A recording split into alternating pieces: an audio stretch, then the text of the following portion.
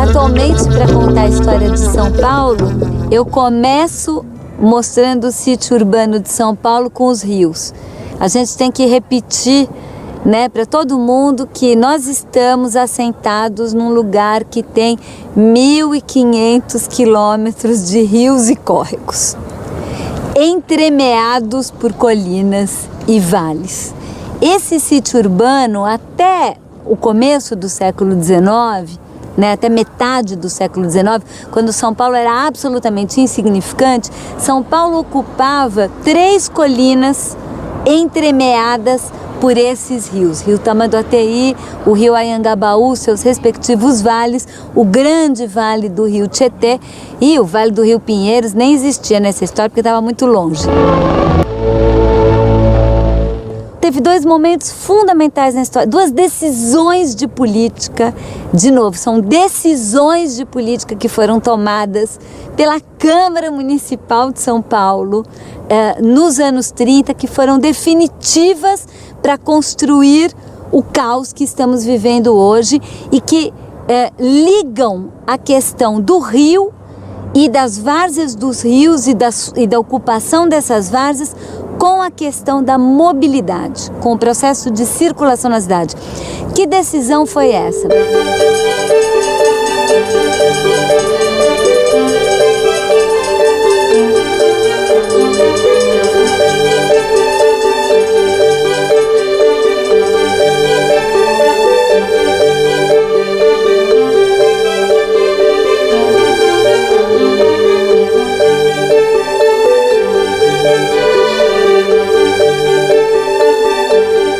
Empresa italiana que tinha se instalado em Salto, no Tietê, mais adiante, preparada para produzir energia elétrica e vender para São Paulo. Para acabar com os italianos, eles desviaram a água do Tietê para a água do Tietê não chegar na represa deles, no Salto, e sim ir para a represa da Light.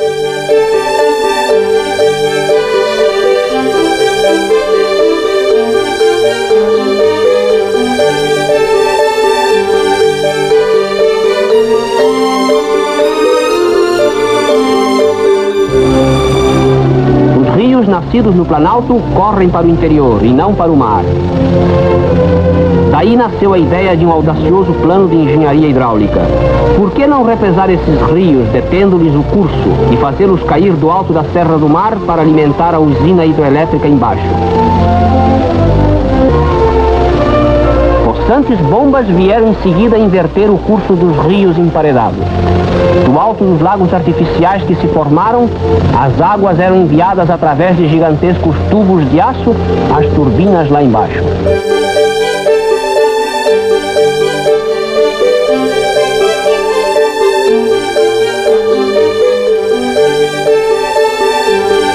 Interessava a Light não apenas produzir energia elétrica e tal, mas também fazer desenvolvimento imobiliário.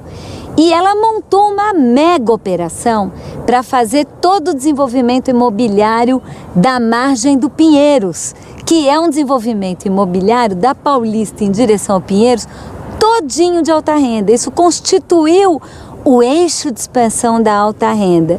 Ela provocou a enchente de 29, por quê? Porque seria dela, de acordo com o contrato de concessão que ela assinou com o governo de estado, seria dela a área ocupada pelo rio quando? No seu momento de cheia.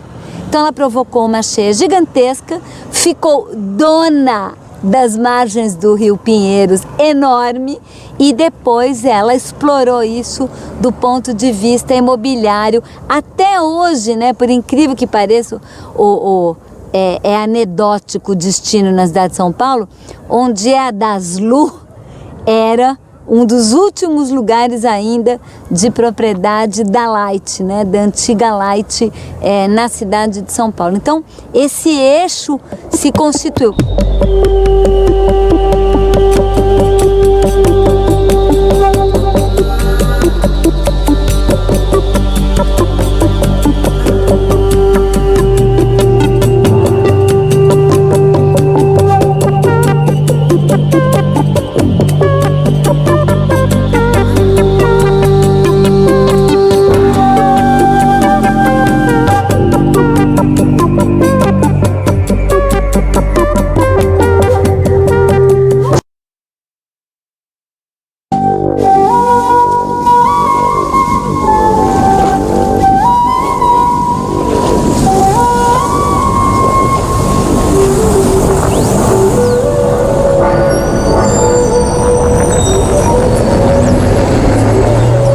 3.000 anos atrás, os egípcios faziam um planejamento de espaço de risco. Tem alguns relatos da cidade de Armana, quando foi projetada, foi deixado dos dois lados do rio do Nilo espaço, porque o rio ocupava e inundava aquelas áreas. O que acontece hoje? Todo mundo ocupa as áreas de risco e depois vem a inundação e o prejuízo para essa população. Então é uma questão fundamentalmente de planejamento de uso do espaço ao longo prazo. Nós não temos nenhum programa no país, aliás nunca tivemos, se eles faziam há 3.000 anos atrás, hoje nós ainda não temos, de zoneamento dos espaços de risco, de ocupação. As cidades crescem e elas crescem sobre áreas de risco. No passado se pensou que criando áreas de proteção ambiental das áreas mananciais estava resolvido. Esqueceram que o ser humano, ele não obedece todas as leis. O ser humano vai e invade. O que ele resultou? Grande parte das áreas de mananciais, que aquilo que a gente queria proteger, hoje está contaminado, porque entendeu que o ser humano é um ser econômico, por natureza. Os profetas da terra prometida, que não tem terra, mas mandam invadir os mananciais, formando currais eleitorais para se elegerem e se reelegerem. Para estar em locais sub-humanos de moradia, que não podia ter moradia de pessoas humanas. Eles jogam lá e essas pessoas ficam na miséria, precisando de tudo. Eles vão lá, ficam assim, alimentando aos poucos e tendo esse pessoal no cabresto.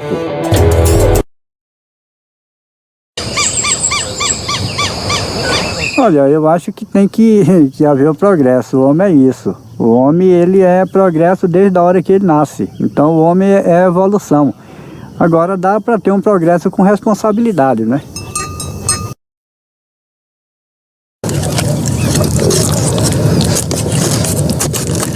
Ao longo do tempo, foram se adicionando mais substâncias e elementos à água. Os metais resultantes da Revolução Industrial e os metais resultantes das atividades humanas, e mais recentemente substâncias radioativas, isótopos radioativos, e também estas moléculas orgânicas, que são chamados POPs, os moléculas orgânicas persistentes.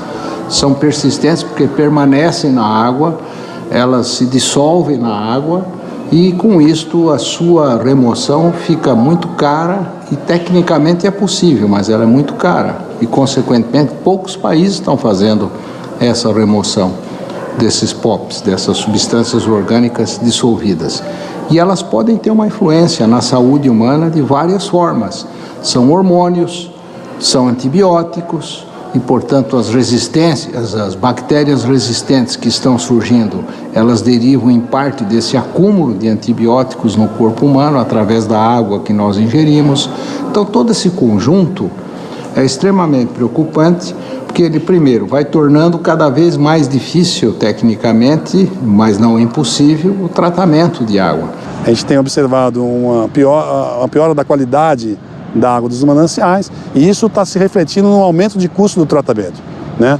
A gente tem aqui na Sabesp uma avaliação que os custos dos últimos 10 anos aumentaram em cerca de 20%, porque você precisa utilizar mais produto químico, você tem que fazer mais operações, utilizar produtos químicos novos, mais caros, para tornar essa água potável. Seguramente São Paulo já tem reuso de água, porque uma parte da água de São Paulo que sai do Pinheiros e vai parar de alguma forma no Guarapiranga, ele vai e volta como abastecimento, ele vai ter cada vez mais que aumentar esse processo.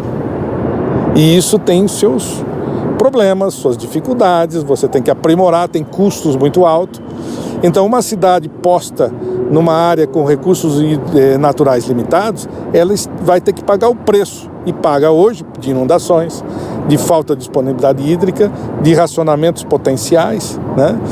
E a gente está vendo que o planeta está aquecendo, o mar está subindo, mas uma série de questões ambientais que estão acontecendo no planeta por conta da irresponsabilidade humana, que nós precisamos dizer não a essas tecnologias do passado e buscar tecnologias do presente que não destrua o meio ambiente.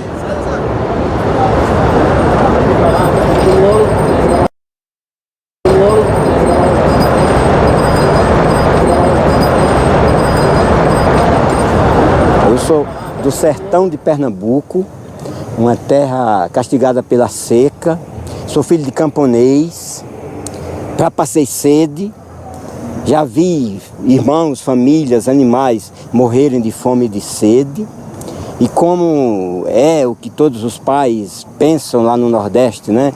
Que quer que o filho cresça para vir para São Paulo, para não continuar sofrendo como é o sofrer da seca no Nordeste, eu sou um desses. Então eu cheguei em São Paulo, cheguei aqui em 75, tinha garoa, chovia quase todo dia, os rios cheios.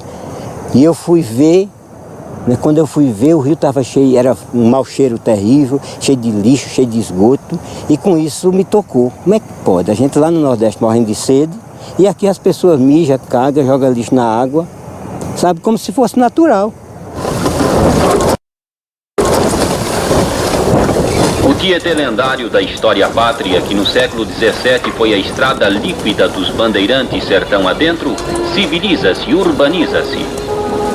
Hoje, ainda se atravessa o Tietê na enervante morosidade da velha balsa, já em seus últimos dias. As obras planejadas há anos encontraram seu grande realizador em Ademar de Barros. 20 milhões de cruzeiros o preço médio de cada uma das 15 pontes sobre o Tietê canalizado.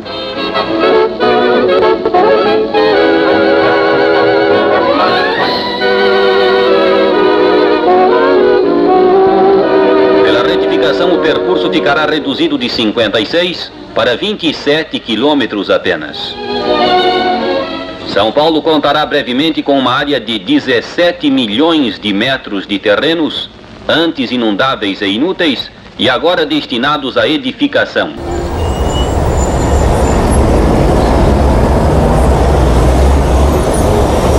Até 1980 e poucos, São Paulo usava só canalização. Canalização ele vai aumentando, e cada quilômetro de canal vai ficando cada vez mais caro. Esse canal aqui do Tamanduateí chegou a custar 50 milhões de dólares por quilômetro. Metade ia para o bolso de alguém, é claro. Mas custava 50 milhões de quilômetros. Para quê? Para aumentar a inundação mais ainda. E isso é feito em quase todas as cidades brasileiras ainda.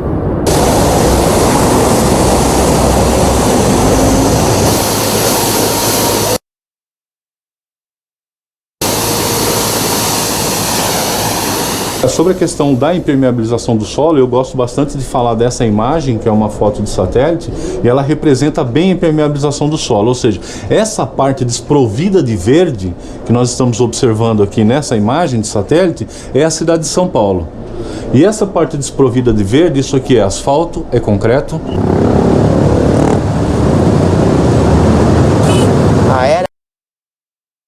Todo mundo fala, São Paulo não tem projeto, tem um projeto estruturador, é o Plano de Avenidas. A 9 de julho, a 23 de maio, a Marginal do Tietê, tudo isso é o Plano de Avenidas, que nunca parou de ser feito. Ele teve várias versões. O Prestes Maia, quando foi prefeito, implantou uma boa parte nos anos 40, 47, 50 e tal. A vinda da indústria automobilística para o país selou o destino. O modelo de mobilidade em São Paulo é o modelo de pneu, né? E o modelo de construção de avenidas seguiu no Faria Lima, seguiu no Maluf, nunca mais parou de ser exatamente esse modelo radioconcêntrico. E o último anel que está em construção nesse momento é o Rodoanel. Qual que é a ideia disso? A ideia de que a cidade vai expandindo e você, tudo bem, você vai fazendo avenidas e vai fazendo circulares. E isso permitiu uma expansão horizontal enorme. Isso permitiu criar um modelo de moradia popular na periferia, no meio do nada, porque é no meio do nada desde que tem um ônibus que traga num eixo principal a população de lá até os centros de emprego, né? O conflito já se verifica hoje, né? Nós, em São Paulo, ou na região metropolitana de São Paulo, nós precisamos de água de outras bacias hidrográficas. E seguramente, quando começar a haver uma escassez que já está se pronunciando, haverá conflito entre a população, porque a água deve servir basicamente para abastecimento público e essa distribuição de água entre bacias será seguramente um elemento de conflito entre essas populações.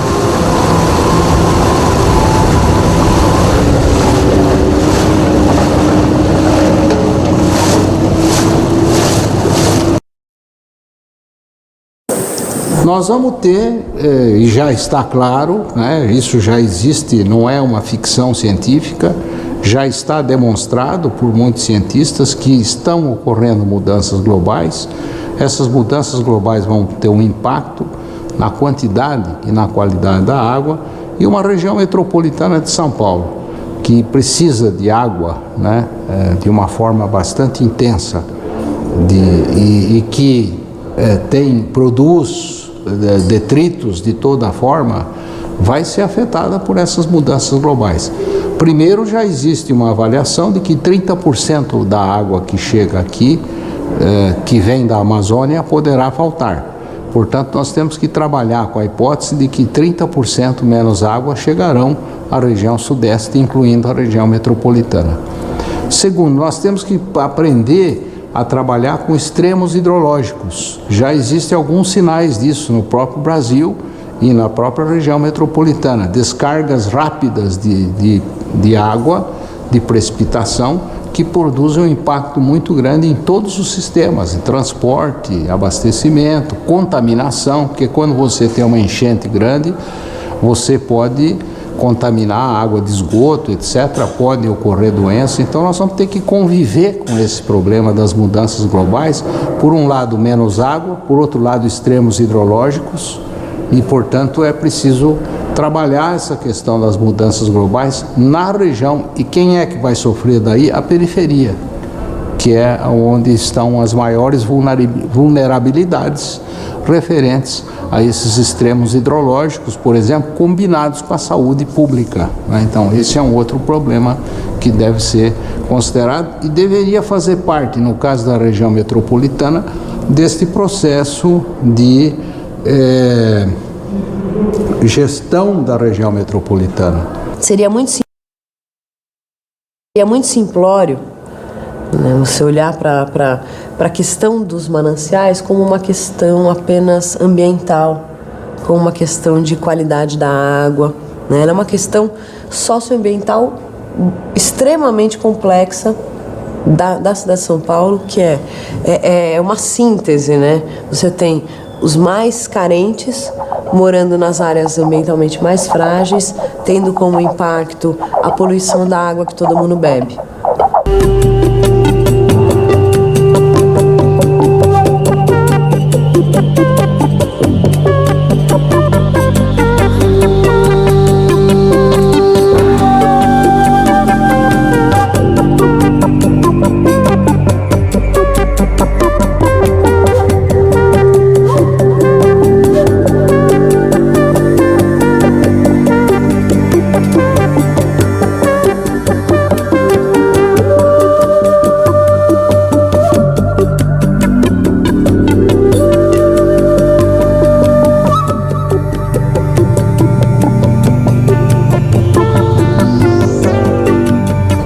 Forte, né, a inércia desse modelo, não apenas pelo quanto ele estrutura a cidade hoje, mas também pela força da indústria automobilística na economia do país. Até hoje, crise financeira, primeiro setor que sai correndo para salvar é a indústria automobilística, né? Então, é tão forte isso que é muito difícil para as pessoas imaginarem que existe uma outra alternativa. Olha só, eu estou aqui pesquisando, eu estou trocando ideias, então eu tenho aqui algumas. Por exemplo, essa daqui que é na Coreia do Sul. Olha só, o que parece aqui? Lembra o nosso elevado? Aí é um rio embaixo, né? Aqui é um rio embaixo, olha o que eles fizeram.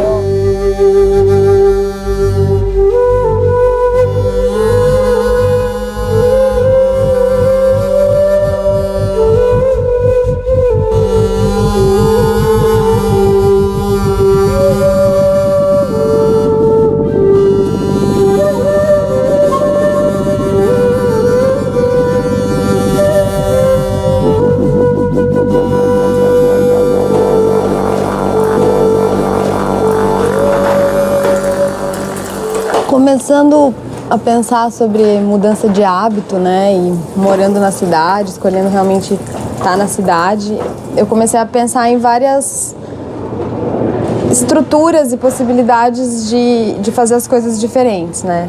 E então a ideia do teto verde começou a me parecer uma coisa muito instigante, assim. Eu vi alguns projetos no Canadá, de cidades inteiras com tetos verdes, e essa ideia de como isso ajuda na temperatura da cidade e mesmo na absorção da água, né? Na impermeabilização da água, para que ela não corra desesperada procurando um bueiro para chegar.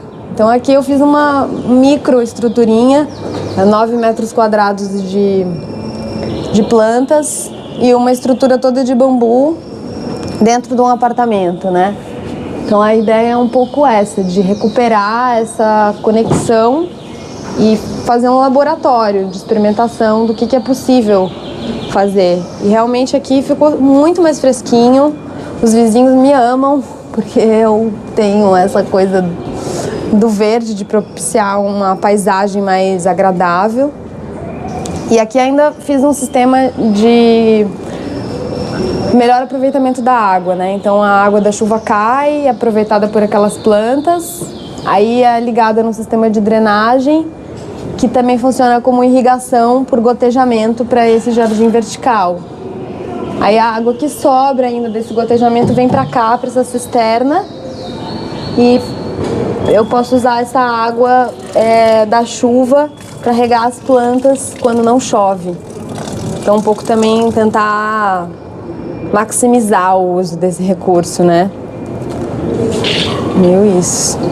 A arte é capaz de mobilizar uma consciência cidadã e um consenso no sentido de que um outro modelo é absolutamente necessário, urgente, possível, e o lugar para formular esse modelo, na minha opinião, não é a não cidade, mas é uma outra forma, né, de responder a essa questão do ponto de vista da cidade. Então, trocando em miúdos, um sistema de mobilidade baseado absolutamente no trilho e no transporte coletivo, né, superfície e subterrâneo, baseado no transporte não motorizado, ou seja, as bicicletas e os pés, né? Um sistema em que isso seja possível, uma ocupação da cidade no sentido de compartilhar usos, compartilhar grupos sociais, um repovoamento das áreas vazias e subutilizadas da cidade, que são enormes e inúmeras. Caberia uma outra São Paulo dentro da São Paulo que hoje está oca, sem ninguém morando, né? Acho que isso é totalmente, do meu ponto de vista, uma utopia possível do ponto de vista de reorganização espacial da cidade. Você utiliza a água praticamente para quase todas as atividades.